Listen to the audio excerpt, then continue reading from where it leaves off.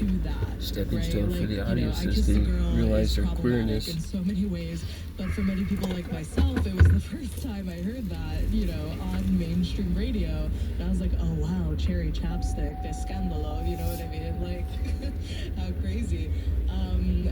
And, you know, I think, like, history obviously has not proven very kind to an act like tattoo. But I never got I into will say, not to skateboard all be that all in much. defense of tattoo and what they did was right. I got 'cause on that's it, not the rode it case, for a while, but fell a I think couple it did times, help rode it for a people while. realize Got to where I their didn't fall, queerness got to by where I could do proxy, stuff and I think with it. that And I thought, matters. Trish, your thoughts? give me a frisbee instead. I mean, I Hi, puppy. this like faux lesbianism music. Yeah, I was not that good on the skateboard either. You know, to myself, Huh? because I was not that good either, but I didn't have a lot of sidewalk to run on. I had lived in the dirt roads. You know, they would be Didn't have any invited to pavement. The go closest to, pavement was over a mile away. awards, and they bring out like a sea of girls and, you know, Right. Used to go to the garage and ride in the garage a little bit, but at the same time, that got boring after a while.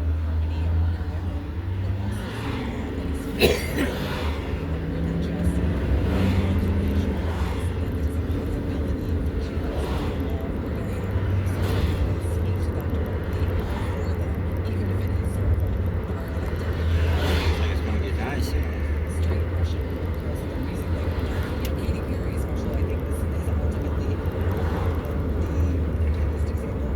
I don't have any shorts.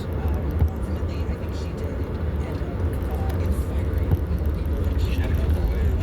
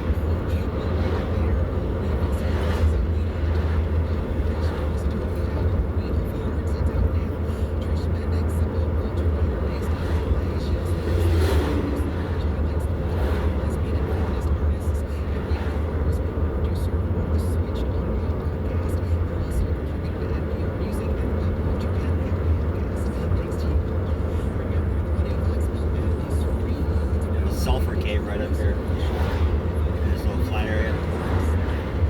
It's the most dangerous cave in Colorado. You can't get in it, it's all blocked off. I mean, you could get in it, but it's got a fence around it. I had to go around. But you'd have to go in with like oxygen and stuff.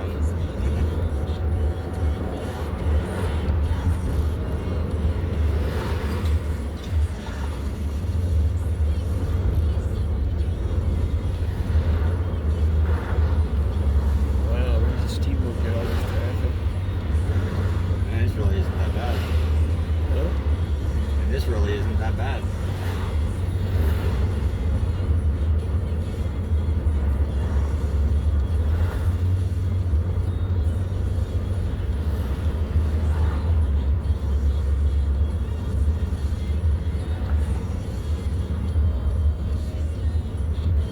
Amazon AMZ.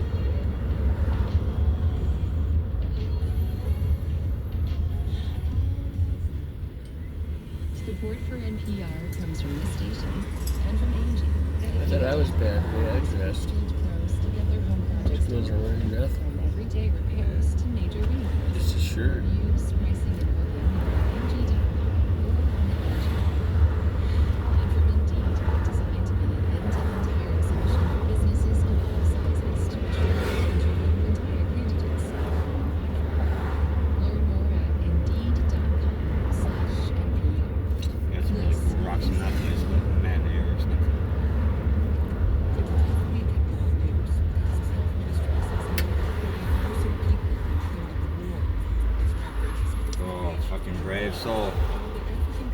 Yeah. Guy fucking cut in front of the other guy with the open lane.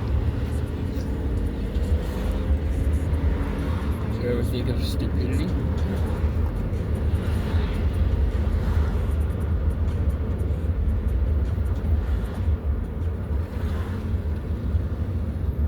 I think the women out here that are barely dressed are probably looking for somebody. I started carving at night You after think? putting the kids to bed. Huh? Just carving No, them I in think it's all the common. time. And I just Out kept here. going. Scott Harrison, Summertime. sculptor and founder. People with money come up here. Each animal took about 3 to 6 months. I definitely feel an individual. I don't know, I see it a lot more up here, emotional especially connection with each animal. in the grocery store. So they all mean something to me. You're listening to everybody's hungry? 91.5 Well, KUNC. probably, but they come in like Grocery bikinis runs, and picking up shit. the kids, helping your friend. Let your car do the heavy lifting one more time by delivering the best public radio around. Donate it to this station. Here's how. KUNC.org/cars and thank you. This is KUNC 91.5 Greeley Fort Collins, KUNC Stevens Springs, KPNC 90.7 Estes Park, KPNC 90.9 KPB 90.7 Breckenridge.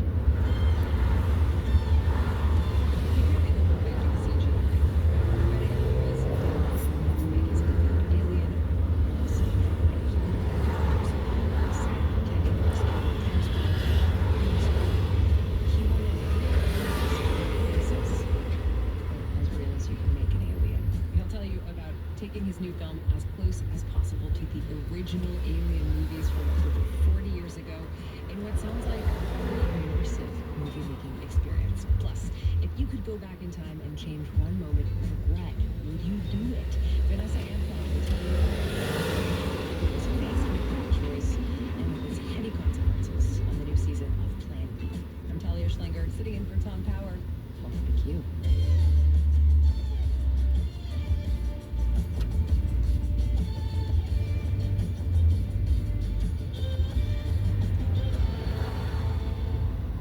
Wow, clear gas tanks. You see how much you got in them? News in Washington. I'm Lakshmi I Sen. don't know if I'd like that. Senior Biden administration officials are on the ground in Qatar working to solidify a hostage deal that could lead to a ceasefire in Gaza.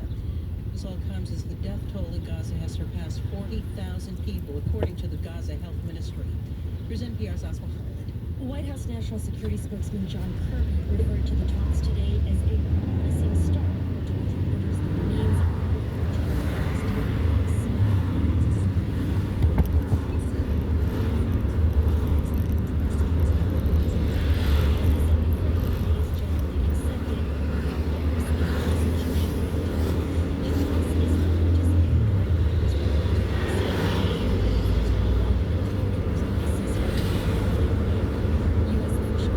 Wonder if they shut off the hot springs going into the water right there. Used to be an outlet for the into the river.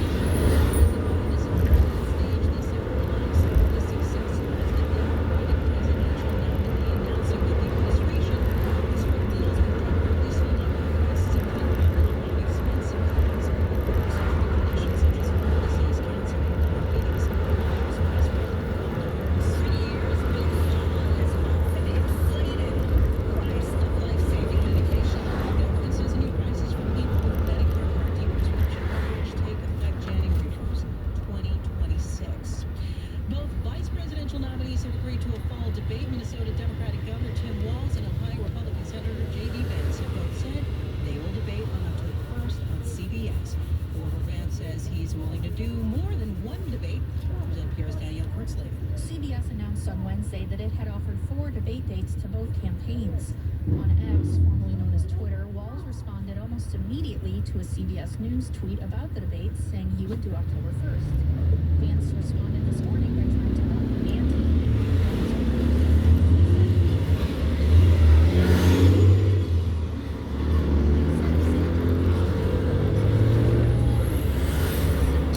What part of Colorado these guys are from?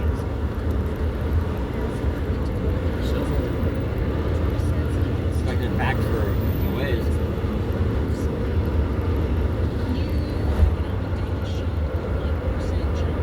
Retail sales last week in the United States.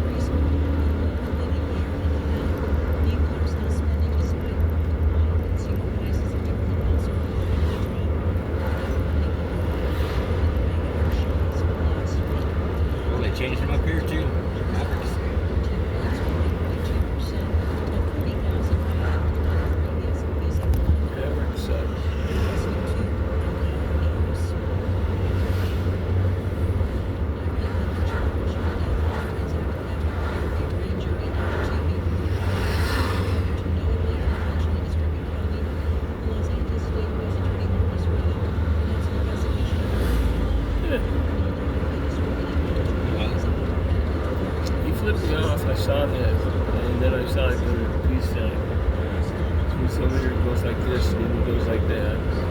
His hand.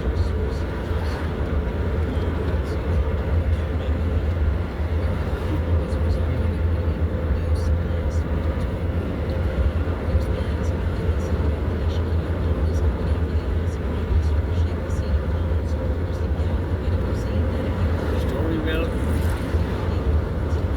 Storm King Mountain, yeah. We've got a really neat walkway down through here. Yeah, I see. Rotary Park. Got a lot of mosquitoes down there though.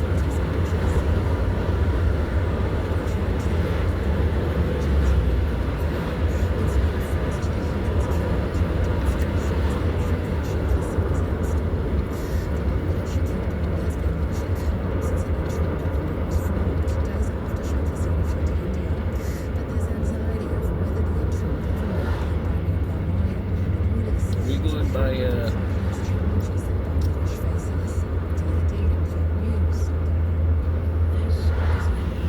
what's that place called?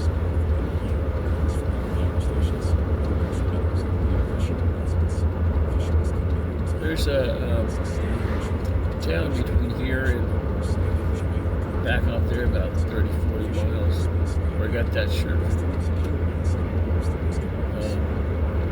Kremlin also. Yeah, Kremlin. Yeah, we're not going that far. We're just gonna go to the top of Ravagers.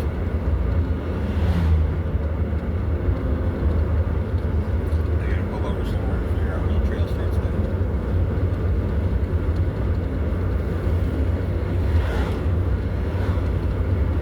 Because the CDT crosses over here on top. So Okie dokie. it actually follows the highway for a little bit.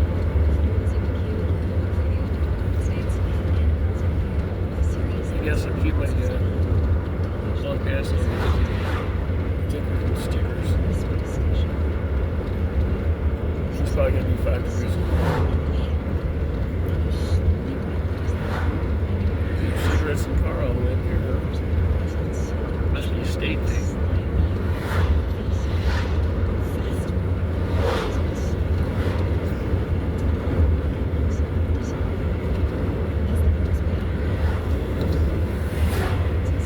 It's a lot drier up here, don't it?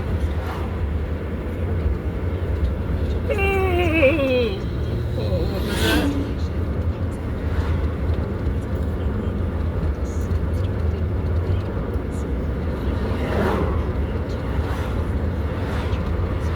That is Kremlin. Come on, dude. Come back to Texas.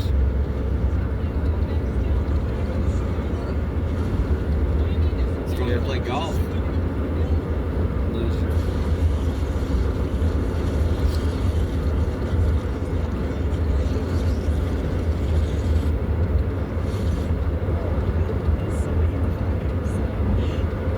There's this house back up in here that has got no square angles on it whatsoever. I mean, it's got a lot of angles on it, but they all come out at like a triangle. It's really fucking weird. It's cool looking, but it's just really weird. Somewhere back in this neighborhood. Well, maybe not that one.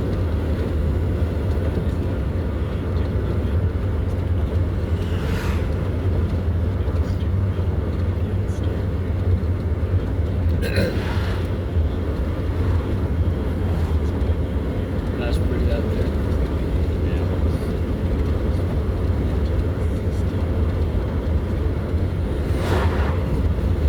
That's a good Dodge deal.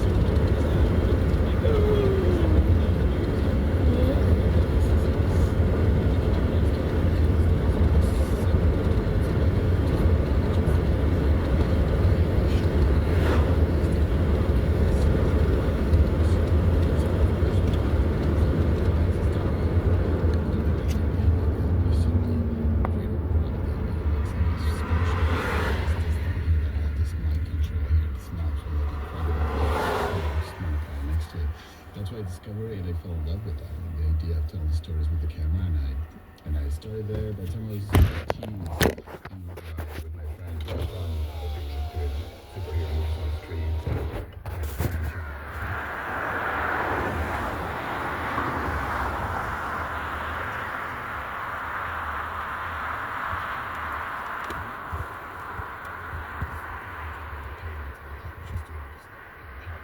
Interesting kid you were. You can making superhero films and like on the street and playing sticking with teachers.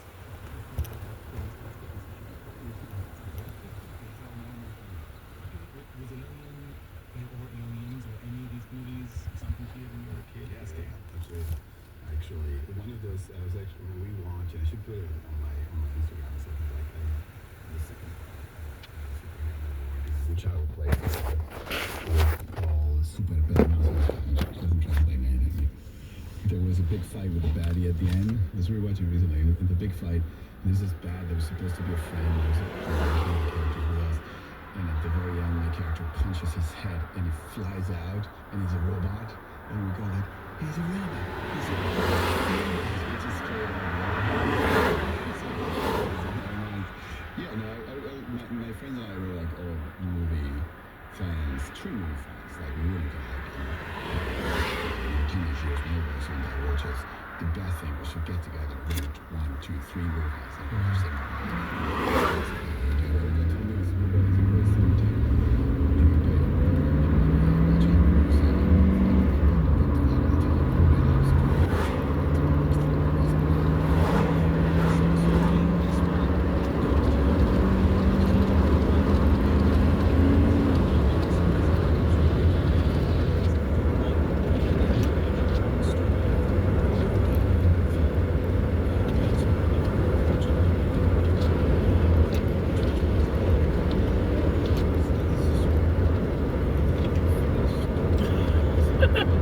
It's a better highway, it's not going to squeak. Oh, we're not going as fast either. Right, I'll do that.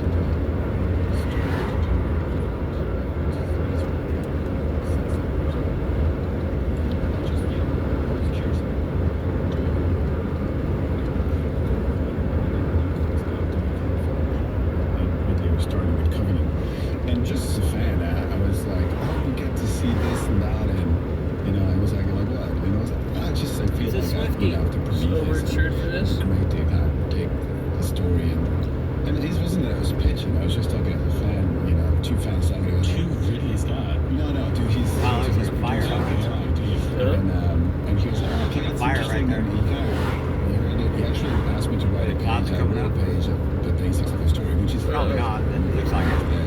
in a nutshell. And we read it and loved it because I never can't do this. Smells like fire. And so it didn't happen. And then in 2020, the head of 20th Century heard about that story. I once went there and pitched an alien story, which wasn't quite that. But So this one we had a flat tire? And so he called me and asked me if this is true. Is this true? Yeah. On the 56. I was like, yeah, it's true here. It's true. And I told him what it was, and he asked me to like to Which is out this way, right? absolutely. We're way So past here we are.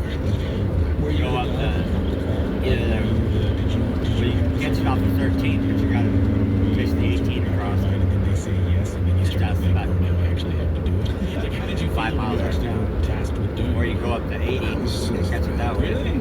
Absolutely. Yeah. I mean, Or that people 29 ask going that all towards the the time. reservoir. I feel about the pressure and this and that, but the reality is that if you truly love it, there's no like such thing. You know, the bad side of it, the pressure. And also, you should never let fear come into the process, the creative process. Fear is the enemy of creativity. You will never do a good job. So I'm good at being very negligent and not think about it. Right? But how do you- like playing good piano? Like a lot of people was like way better pianist than myself. Wouldn't dare to touch it out of just as some supernatural, not just out of respect. But I'm going out of way to do it. It's just too strong. But where does that come from? Because I would understand your answer better if this movie was called Bench, and you wrote Bench, and it's an all original. Yeah, There was no history. There was no movie Bench 1 that came out in '79 that blew, changed audiences forever. I mean, and also The Evil Dead, like, one of the more like respected and most talked about and cult franchises in the world. Like, with all respect to you, your answer would make more sense to me if, hey, I don't feel any didn't have I do history. feel like now you're about to see it. Now I do. Now it comes to make sense and I go like, what the have I done? But it does. But I'm lucky enough to have the time, which is very similar to this great conversation with James Cameron when I was trying to write the story, right? I was lucky enough to meet him. He liked Tom Brady because my actor is also an Avatar, so I was How many years have passed? This side, this side. We changed some emails. We're every looking time for the CD. it was happening. I reached out to him and said, hey, I have some questions Yeah, about we have the to script pass the aliens top. that you wrote it. And he was like, yeah, let's talk about that. So we had a great call. And in that conversation, he was telling me his experience of making it. He was like, oh, I really went in like young man, with arrogant, I've been there like, I'm going to show Ridley how you really do this movie. And we went into Aliens with that spirit, right? I think the first one was good, but I could do better. That was kind of, Cameron, and it's like Cameron, right? He was like, I met him before. This doesn't sound. Private leg. exactly. He was like, okay, I'll do it. I don't care. I can do better, and I'll show that guy how it's done. And Cameron's story was that after he finished it, he has a ton of vision, right? I'm going to make this movie. And by the time he said he's opening night, the print is fresh, he just put it, no one has seen it yet. He's a full theater, everybody's about to see it, and that's when you go like, and he telling me, I realized, what the f have I done? The first one was a masterpiece. I didn't even dare to touch this. And the movie started playing, and he says there's no sound in the theater, and he was like, oh God, what have we done? And then he's like, finally, Sigourney comes out and the camera and goes like, go away from the room. And that's You might have one of those because you don't have to have a motorcycle license for them. It was real. I'll just get the license. I just get the license and then it's good to drive better. Actually, the movie wasn't done. See, okay, you're We did a good. test screen of the first cut in the way where there's no visual effects and there's no CG or whatever. And it's a testament of how little CG the movie needed. That even in that shape, people could watch the whole movie and enjoy it. And we had a similar thing actually towards the end. There's a moment where you expect to have a great reaction from the audience. And it was quite quiet for most of it. And then at that moment, the whole theater erupted in a massive cheer. I was like, oh my God, okay, it is. And Ridley, who's the producer? Who's the producer? Yeah, he's seen it. He screened it. Were you there when he saw it? Yeah, no, he wanted to watch it alone. I wanted him to be the first one to see it, and I sent it to him before anybody. As soon as I had it cut, I was like, okay, well, I need Ridley before the studio sees it. If anybody sees it, I need Ridley to watch it, and I'll go there like a man, and I'll take it. He'll tell me it's terrible, whatever. He's famous for being really tough. Yeah, I'm sure you know what the story with Blade Runner. He was vocal about the things he didn't like about the movie. Yeah, he doesn't care. He doesn't care. Wow, that Dike up there. That place. He just don't care. So that becomes That's Dike. you have to earn it, obviously. So he did. But wanting to watch it, he watched it in the theater, and right after that, it was a room like this one, a table, and I was just there waiting. I had a notepad, a pen, sitting straight, waiting for him to come in, sit in front of me, and just tell me what to do better. So it was not to pat me back or anything. It's not going that. He walked in, he looked at me, he sat down, he was like, what can I say? But he sat down, he was like, and you have a massive movie here. Like, he really believed in it, which at the time, when you make it from the inside, it always feels small and personal, and see the scope, but he really believed in the movie and its size and its chance to do great. So You must have exhaled. You must have. yeah, absolutely. That is a movie to tell for that. Can you tell me the story? So your film, in terms of the timeline, your film is set between Alien and Aliens, and the film is partly inspired by a deleted scene from Aliens of kids running around a space colony. For people who haven't seen it, can you talk us through this? So in Aliens, in James Cameron movie, the movie starts, and part of the story starts in this colony in space. It's supposed to be a shaken thing, they call it. Like very quick colonies, they put a bunch of colonizers, atmosphere generator, and they wait 50 years for the colony to be ready to bring more people. And that's what they say in the movie. And there's a deleted scene, well, it's actually, you can see an extended version of Aliens, where during the offices and you see a bunch of kids running around. You kids know you're not supposed to be on this level. Come on, get out of